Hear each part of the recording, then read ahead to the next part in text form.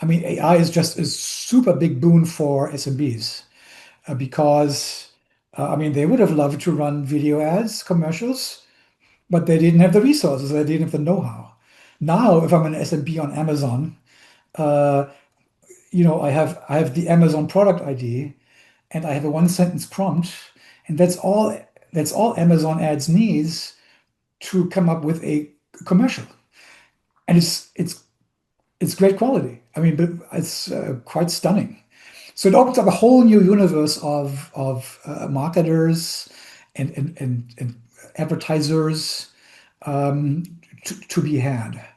Um, Now, there's a second problem also with uh, the black boxification, which is that because it's more effective um, than manual advertising, even than programmatic manual, um, by which I mean a human makes all the decisions basically. The media plan, the buying of the inventory, reporting, optimizations, all manual. Um, uh, because it's so much better than manual advertising, you get this log-in effect, right?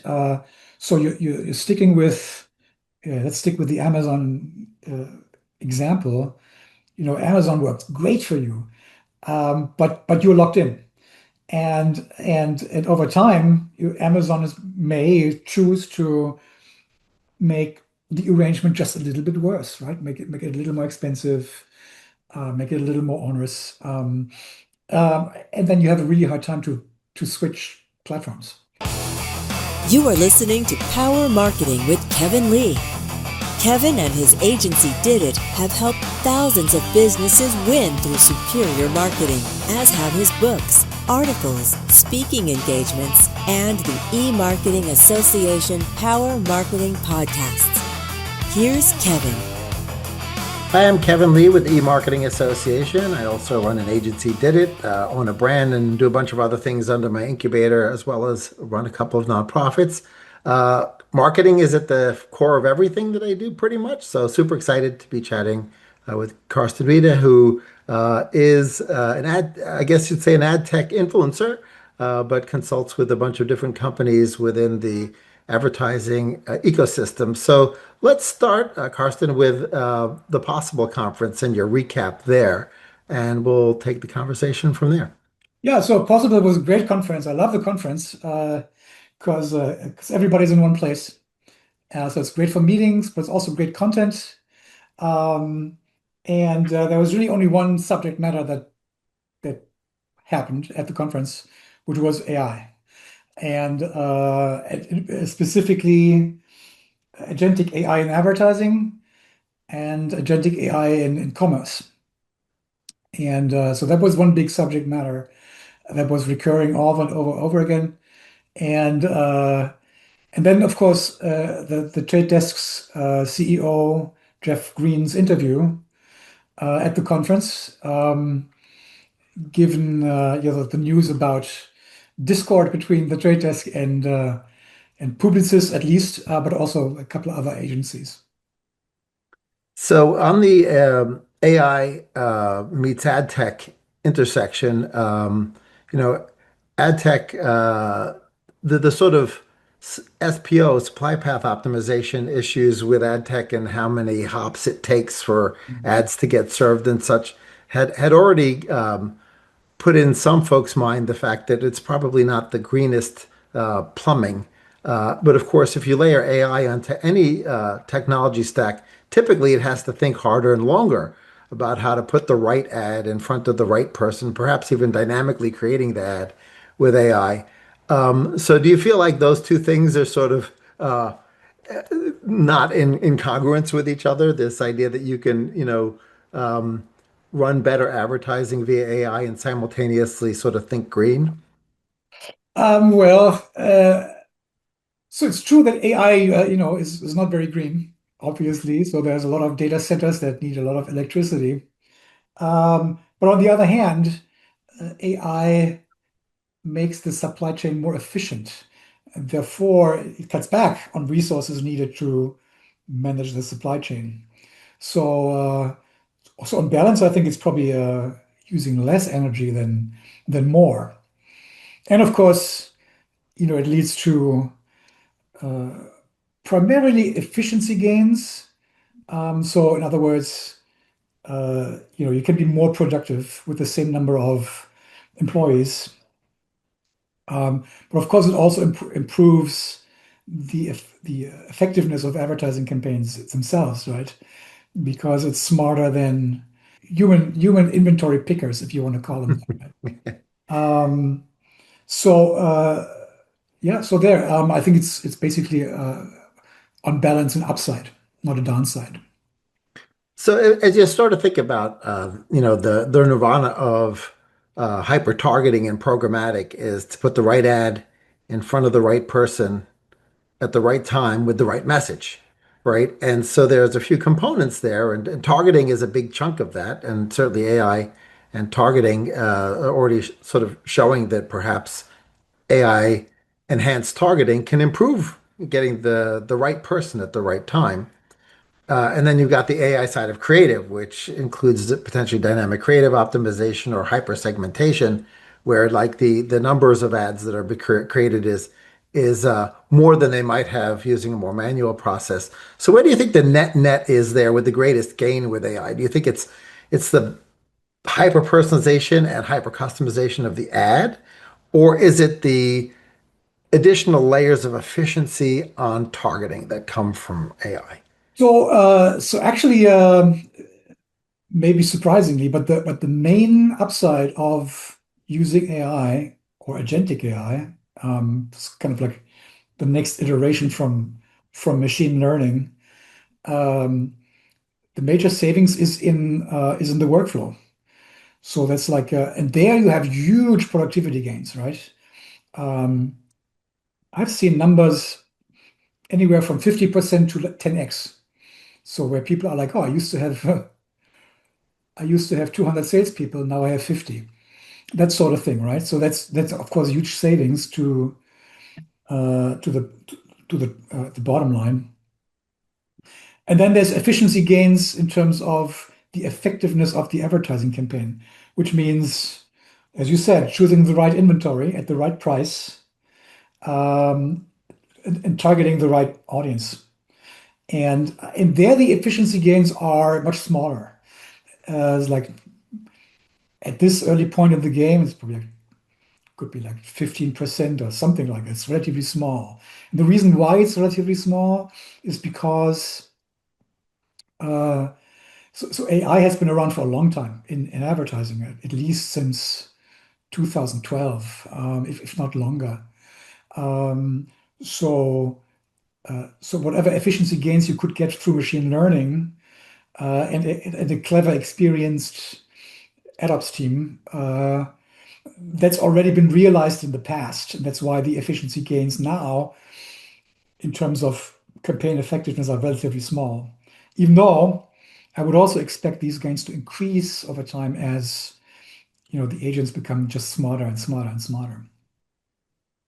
Because what you get, So so you get it. Yeah. yeah, so I was just going to the follow up to that would then, relate to this odd headwind tailwind situation that we have in, which is if you ask most consumers whether they would prefer to see highly relevant ads, they would prefer to see more relevant ads than less relevant ads. But you've also got privacy concerns, and you bridge Europe and the United States, and both of them are sort of dealing with the privacy imperatives a little bit differently with social graphs and anonymization and identity graphs. Um, and so the consumer probably would prefer to see more targeted ads, and the marketer would certainly prefer to serve ads to people that are more closely aligned with their strategic briefs, right?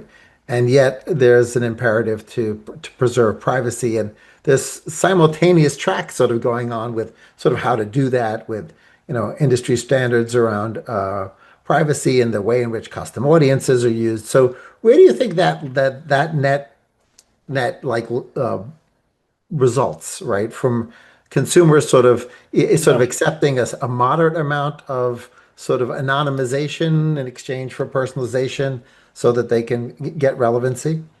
So here's the thing. So first of all, privacy is a big issue. It's a big issue even before the advent of agentic AI or stuff like that.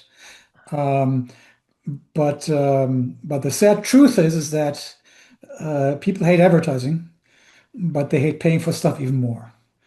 And I can tell you an anecdote about this. I was once on a radio show in Santa Cruz, like a high-tech radio show in Santa Cruz here in California, and it's hippie town, right? So it's an ultra liberal environment. So we talked about advertising and the internet and blah blah blah, digital media, and we had this like Q&A call in, right, section. And this one guy calls in and is like, yeah, it's like advertising is horrible and Google and they're all evil. And I'm like, well, that's fair enough. What would you be willing to pay per month to be able to use Google? 4.95, 9.95, 19.95. And he became very quiet very quickly, right? So it's just to illustrate that, in abstract terms, everybody hates advertising, but in practical terms, they hate paying for stuff even more. You can see that the same thing with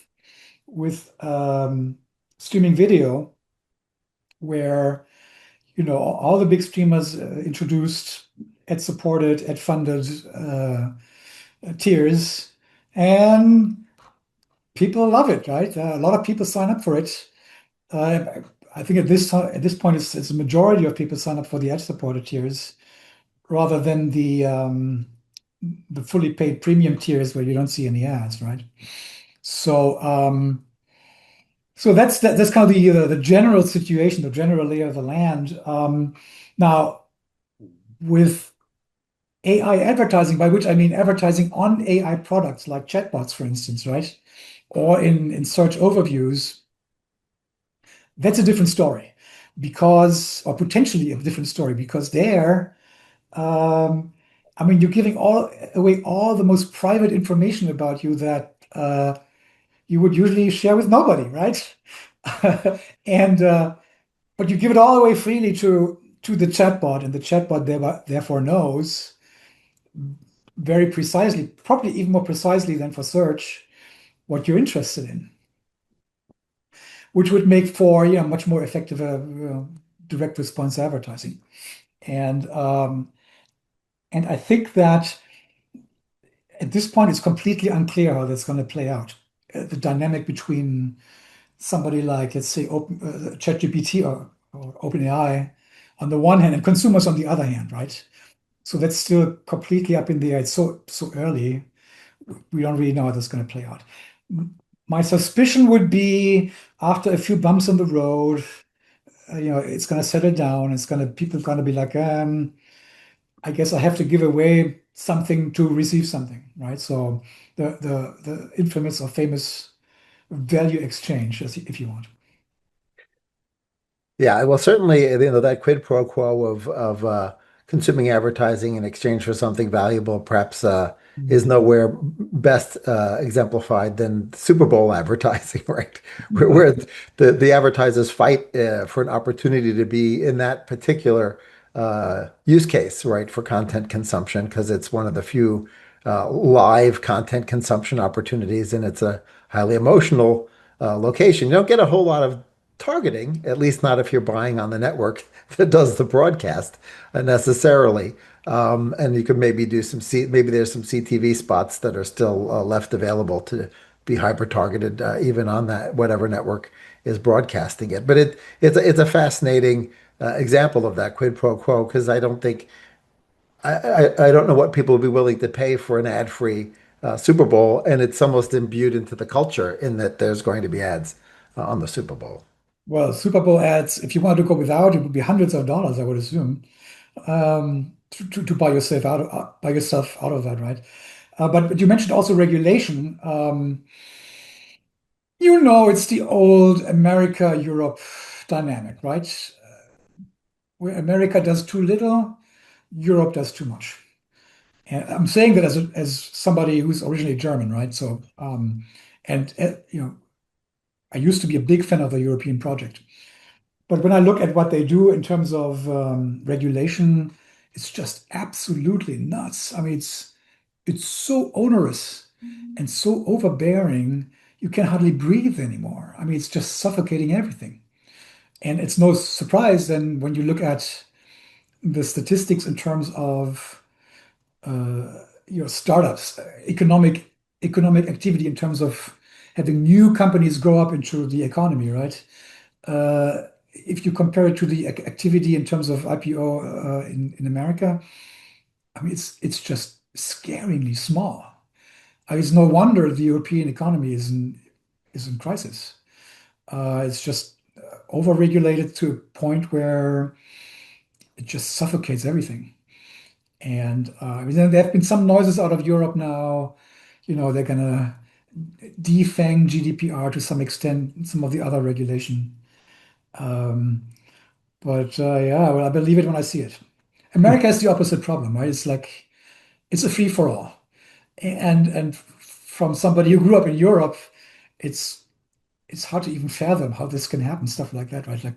Like for instance, how all these chatbot companies just, hey, let's just steal stuff from everywhere to create a new product that will then put out of business all the companies that we stole the content from. I was just, what? So Yeah, a few notable exceptions where they're licensing the content, but I agree with well, you for the no, most yeah, part. well, and if I'm the New York Times, I can sue OpenAI, right? But if I'm dogs.com and it's a mom and pop website, I can't. And so yeah, I mean it's culturally very interesting, I think. So let's jump over to the black boxification of targeting, right? So Hmm. the data team manages millions in search, millions in social, and at least in search, we always run our campaigns in parallel, right? So we've got manual campaigns, Hmm. PMAX PMAX campaigns, and AI Max campaigns are there as well because some inventory sources are only open to PMAX or AI Max, and Yeah. some are available for all three. And we still find that for many of our more sophisticated back-end KPIs, if we're optimizing around those, that trusting the black box does not work in most cases, right? And you have the same thing happening in Meta, right? Obviously, the platforms would all like to just have you give them their American Express and say, trust us, we'll put the right ad in the right place for the right person. Don't worry, we got it all covered. And by the way, don't set any budget cap. We'll just figure it out for you as well. On the flip side, you've got sort of agencies, some of whom may have an excessive command and control mentality. I think we have a good balance on the did it side, but that is an evolving process, right? So, you do work with both DSPs and SSPs, right? And the lines are also getting pretty blurry between those as well. There are SSPs that sell inventory direct. There are DSPs that have hooks directly into the publisher side ad servers. And of course, the publishers are struggling to just stay alive because, to your point earlier, one zero click search and no more traffic to the content is a huge crisis for them. So, but let's focus on the black boxification of the targeting layers and whether or not you feel like that's inevitable. Are we going to lose control as media buyers of the kinds of things and levers that we want? Or will there always be those sort of psychographic, demographic, geographic levers that we want? Yeah, so first of all, you're correct in calling out the black box effect, right? So that's in fact happening. That's happening as it's happening more and more as AI is becoming more and more prevalent in terms of running campaigns, right? So planning them, but then also uh, in-flight auto-optimizing over time, right? Um, that's a big issue. Uh, and as an advertiser, as a buyer, what you see is, I'm plunking $1 million into this black box, and it performs better than what I had before, but I have no idea why. As a matter of fact, the companies that run the black box also don't know why. I mean, it's artificial intelligence is like that, right? You have a black box, you train it, and it does things, but you don't know why. And all you know is that the results are what you want. Um, Now, that is a problem if you are an SMB advertiser, because uh, So the big buyers, the big brands, the big agencies, they will insist on control. So even if you have an AI setup, they will still insist on control, guardrails, human oversight, humans making the final decision. Um, and they can insist on it because they're powerful, economically powerful. If I'm WPP and I go to the trade desk and the trade desk says, hey, I've got this new AI product, I'm making things up, right? Uh, uh, but you will have fewer levers to control what's going on. They're just going to be there. That's not going to happen. You're going to give us control, right? At least to some extent. Uh, if you're WPP, you can get that. If you are, SMB, you can't. Um, because you don't have the power, and B, you don't have the expertise anyway. Um, which, by the way, is just as a side remark. I mean, AI is just a super big boon for SMBs because I mean they would have loved to run video ads, commercials, but they didn't have the resources, they didn't have the know-how.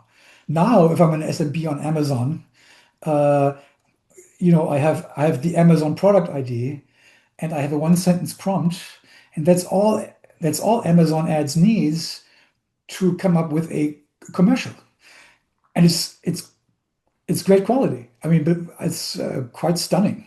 So it opens up a whole new universe of marketers and advertisers um, to be had. Um, Now, there's a second problem also with uh, the black boxification, which is that because it's more effective um, than manual advertising, even than programmatic manual, um, by which I mean a human makes all the decisions basically. The media plan, the buying of the inventory, reporting, optimizations, all manual. Um, uh, because it's so much better than manual advertising, you get this log-in effect, right? So you're sticking with, let's stick with the Amazon example. Amazon works great for you, but you're logged in, and over time, Amazon may choose to make the arrangement just a little bit worse, right? Make it a little more expensive, make it a little more onerous, and then you have a really hard time to switch platforms. So that's also a side effect of the black boxification. One follow-up question on Yeah. that, which I guess I'm curious on your thoughts. So it used to be that the bigger advertisers in the identical category to a smaller advertiser had a huge advantage because their data sets become rich enough to do all the levels of optimization and regressions and fractional factorial designs for media mix modeling pretty quickly, right? So if you're a cruise line that has 40 ships and I own one ship and I only go between, Miami and Bermuda, it takes me forever to figure out what works, what doesn't work, just because I have smaller data sets. But the black box can probably look over to see what's working over there and what's working over there and what's Well, that's working exactly what they're for doing. flights, right? So is So, it a great equalizer from the perspective of allowing not only no, the it can be. SME to execute the ads, but it's essentially drafting on the knowledge that's coming out of the bigger campaigns? It's true to some extent. So first of all, that's happening in fact. So basically, what you have is it's an advertising LLM, right? Except that it's not trained on language. It's trained on campaign data, anonymized campaign data, of course. But if I'm like the cruise ship company that only has one cruise ship, and I run a campaign on a system like that, then the platform will go out and will look at similar campaigns run by similar advertisers. And so I get a lot of targeting quality that otherwise I would never have had. However, the the bigger companies, the 20 cruise ship company, they still have an upside because they have a lot of first party data that small companies just don't have. So they can actually target existing customers or lookalikes, um, which the small company cannot. I mean, I guess the small company can also work with lookalikes, but they don't have a whole lot of first-party data just because they're small. So let's think about first party data. I feel like many publishers were really late to recognizing the true power of first party data. And it took the cookie apocalypse, which of course never happened fully. It happened obviously within Safari browsers and Firefox browsers, but as far as the Chrome cookie apocalypse, it didn't fully materialize.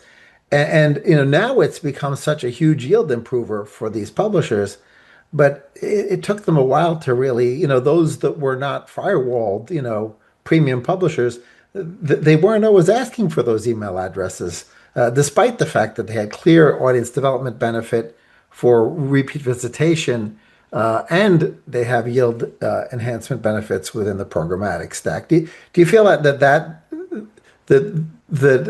put the publishers, the smaller publishers, at a huge disadvantage, and as a result, we've seen this, decimation of the small local publishers? Do you think it was their own fault to some extent in how slow they were to adopt?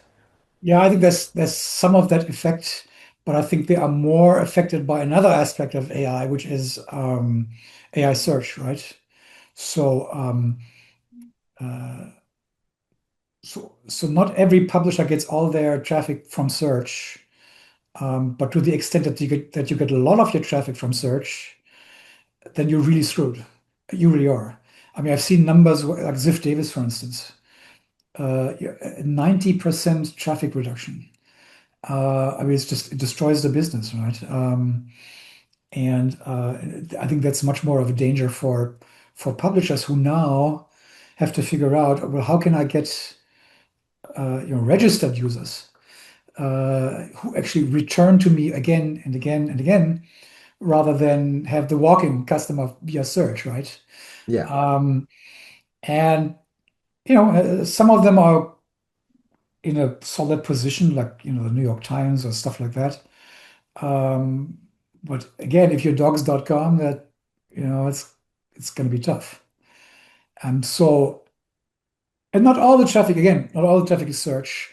So many publishers have, they just have a usership that is recurring, and they're going to be good. But they will have to look at how can I acquire customers like that who use me out of custom, um, because one piece of wisdom that was true in print media uh, is true for digital too. You know, usage is really based on custom. So it's based on habit. So Yeah. you want to get people into the habit of using your website X and come back and come back and come back. And then on top of, but I don't even think that will be enough to keep them commercially viable. They will have to branch out into other stuff, like licensing data for the training of bots, events businesses, merchandise businesses.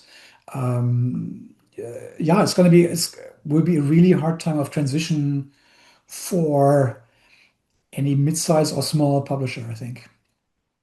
Which for me as an ex journalist is really sad to see, especially in the Mm. news media, because no republic can function properly if there's no good news industry, and I don't think we have that anymore.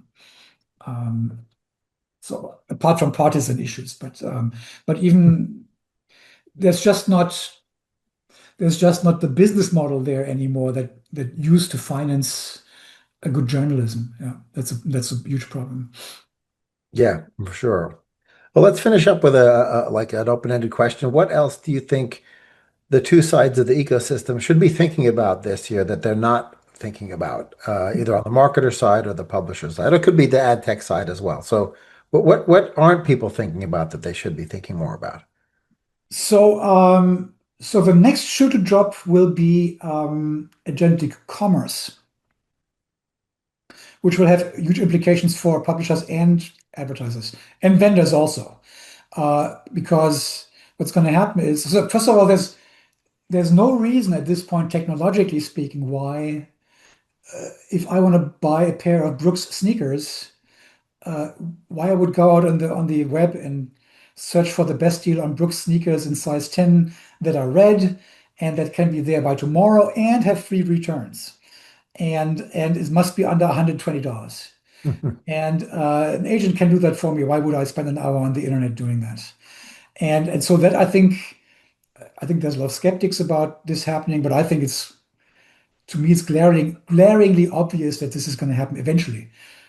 Probably not tomorrow. It's going to be like 3, 4, 5 years out before this becomes a mass phenomenon. Um, but for advertising, the big question is when bots do the buying, what happens to advertising?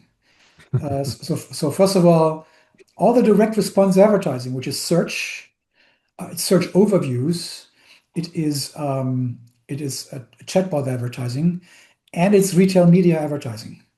So it's like four very important categories today, all of which will be affected because if you don't have to convert a human anymore, why would you run ads on search or any direct response advertising? So I think it's interesting to me because the entire industry right now talks about, oh, everything's performance, performance, performance, performance, even in display and video, right?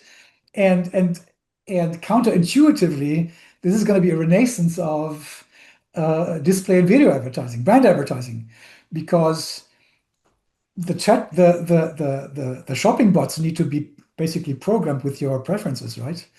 For And sure. uh, Yeah. and how do you influence that? Influence that? You influence it by influencing their owners, right? You Yep. influence the people who then program the chatbots. So, but you do that through brand advertising. You don't do it through direct response advertising.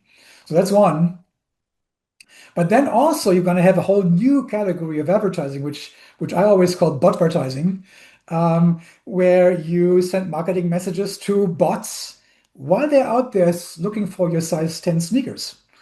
And you say, hey, I don't have red, I only have orange, and it's going to be the day after tomorrow, but it's only $75 because it's a remnant inventory. And maybe you should surface that to your user so that they can decide, hey, I'm going to go for the 75 in orange rather than the 120 in red.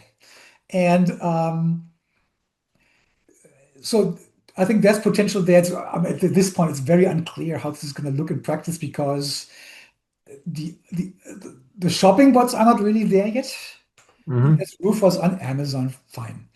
But that's not really what I envision to be a semi-autonomous or fully autonomous shopping bot, right? And so the infrastructure isn't there yet. There have to be platforms that facilitate that facilitate agentic AI advertising, but also agentic AI commerce, and none of these platforms exist yet. So there's an opportunity there for vendors to branch out, I think. Um, we don't know how the agents will work, so therefore we don't know how you can advertise to them. It's all up in the air. It's super early days, right? But it's Yeah, I think I that love speculating about the future, I guess. no, the fascinating thing to me, because I've thought this through a little bit at least, Yeah. although I can't say that I predicted anything, but if brand preferences are expressed by the consumer programming their bot, right, then the role of the retailer changes dramatically if the DTC player is still in the mix, right? So Why do you why I do you can think buy that? the Nike from Amazon, or I can buy the Nike directly from Nike. And of course, if Nike can also meet the other shipment criteria that I wanted in my shopping, there's no need for the retail layer. Yeah, Because I think that's correct. And for the consumer, it's a boon, right? yeah, Because that shopping bot can look at like 20 different offers, whereas I can look at 4 or 5. And so it's going to be better, cheaper, faster, for consumers. And it opens up new opportunities for, because Nike has your online store, sure. I don't think that's their major income source, but it could be. So, yeah, I agree. Great. Well, it's been a pleasure brainstorming with you and having you share your wisdom with myself and the viewership. I appreciate you jumping on. Thank you for having me. It was a pleasure, and enjoy the long weekend, and be safe. Kevin Lee's Power Marketing is available on all your favorite podcast networks. Kevin loves helping businesses excel at marketing. Having marketing challenges? Just like Santa in the Miracle on 34th Street, if Kevin can't help you, he'll know someone who can. Find him on LinkedIn, subscribe, or follow.